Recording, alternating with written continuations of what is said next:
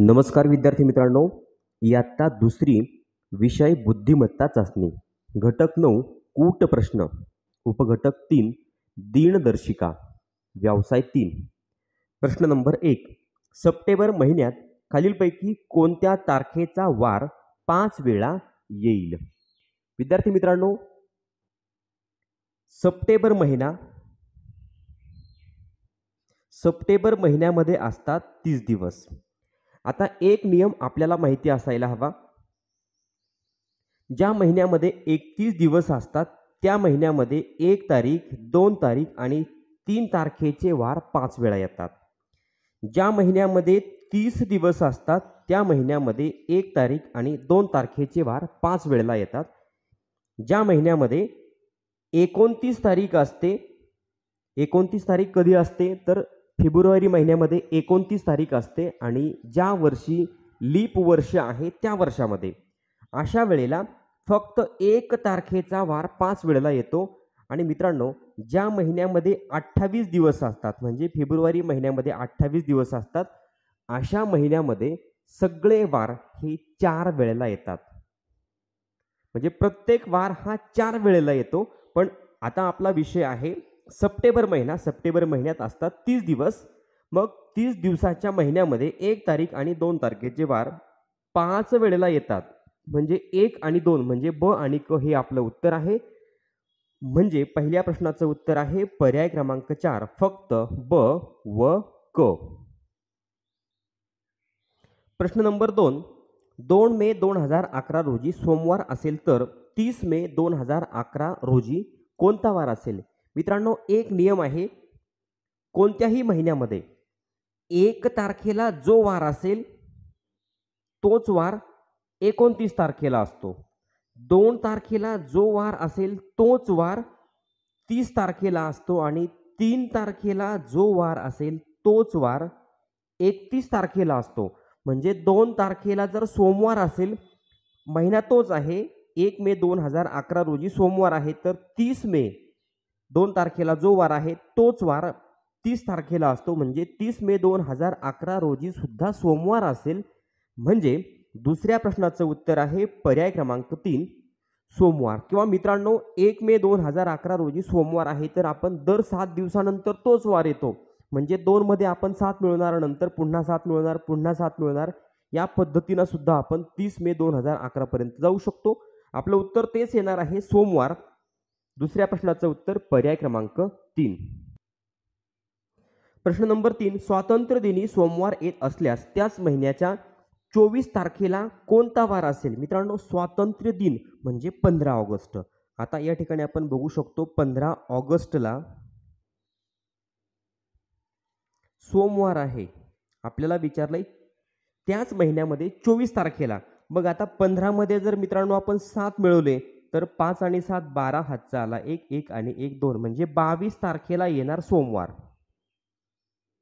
मग त्यानंतर 23 तारखेला येणार मंगळवार आणि त्याच महिन्यामध्ये 24 तारखेला मित्रांनो कोणता वार येतोय, मंगळवार नंतर येणार बुधवार। म्हणजे तिसऱ्या प्रश्नाचं उत्तर आहे पर्याय क्रमांक 2 बुधवार।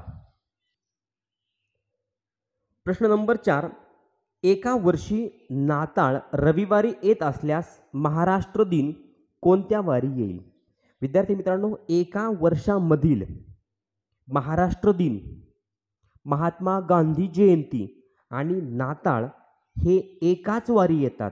मग नाताळ जर रविवारी असेल तर महाराष्ट्र दिन सुद्धा रविवारीच असेल आणि महात्मा गांधी जयंती सुद्धा रविवारीच असेल। म्हणजे चौथ्या प्रश्नाचं उत्तर आहे पर्याय क्रमांक 1 रविवार।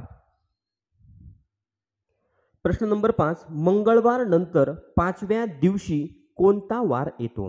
विद्यार्थी मित्रांनो, मंगळवार नंतर बघा, आता मंगळवार नंतर 5व्या दिवशी, मग आता आपण घेतला पहिल्या दिवशी, मंगळवार नंतर पहिल्या दिवशी कोणता वार येणार तर पहिल्या दिवशी येणार बुधवार, दुसऱ्या दिवशी येणार गुरुवार, तिसऱ्या दिवशी येणार शुक्रवार, चौथ्या दिवशी येणार शनिवार आणि मंगळवार नंतर 5व्या दिवशी येणार रविवार।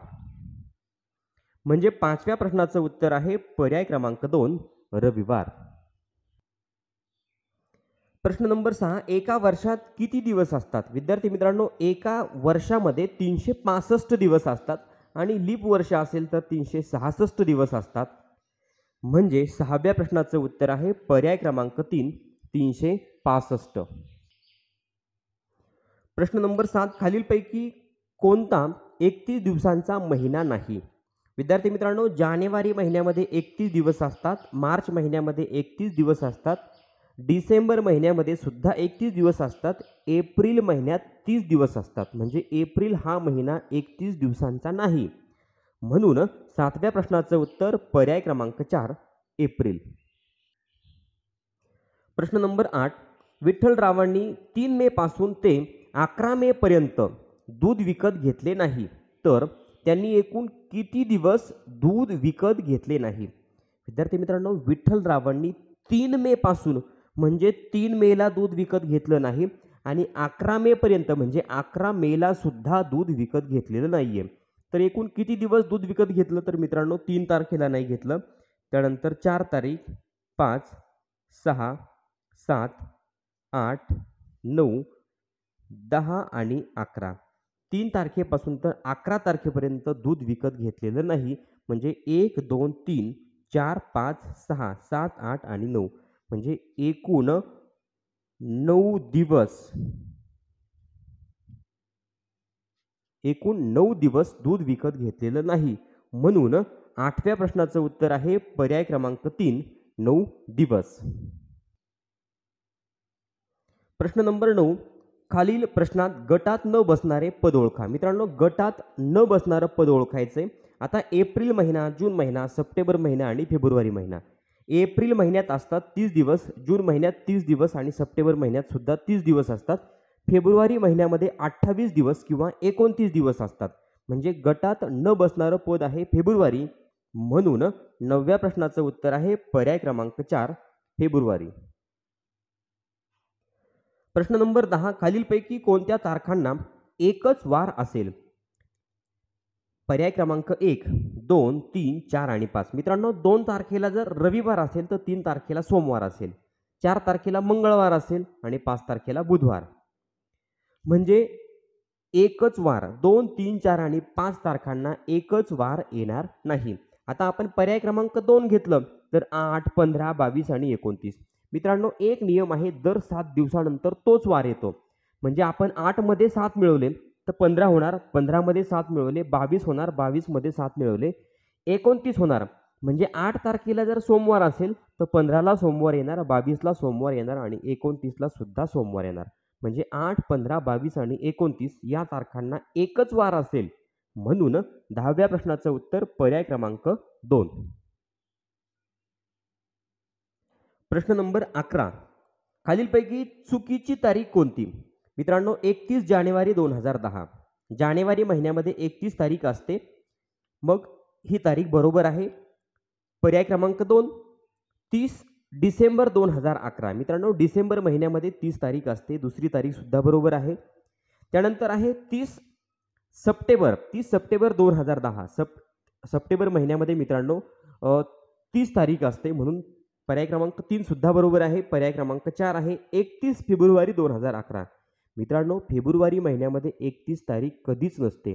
फेब्रुवारी महिन्यामध्ये 28 तारीख असते किंवा 29 तारीख असते. म्हणजे लीप वर्ष असेल तर 29 तारीख असते आणि इतर वर्षांमध्ये 28 तारीख असते. म्हणून पर्याय क्रमांक 4 ही तारीख चुकीची आहे. 11व्या प्रश्नाचं उत्तर आहे पर्याय क्रमांक 4. विद्यार्थी मित्रांनो, या ठिकाणी उपघटक 3 दिनदर्शिका हा व्यवसाय या ठिकाणी संपलेला आहे. पुढचा व्यवसाय आपण पुढच्या व्हिडिओच्या माध्यमातून बघणार आहोत. विद्यार्थी मित्रांनो, तुम्हाला जर व्हिडिओ आवडत असेल तर तुम्ही मला कमेंट करून नक्की सांगत चला तुम्हाला व्हिडिओ कसा वाटला किंवा आणखीन तुम्हाला यामध्ये कुठला बदल हवा असेल तर तो सुद्धा तुम्ही मला व्हिडिओमध्ये कमेंट करून सांगू शकता. धन्यवाद.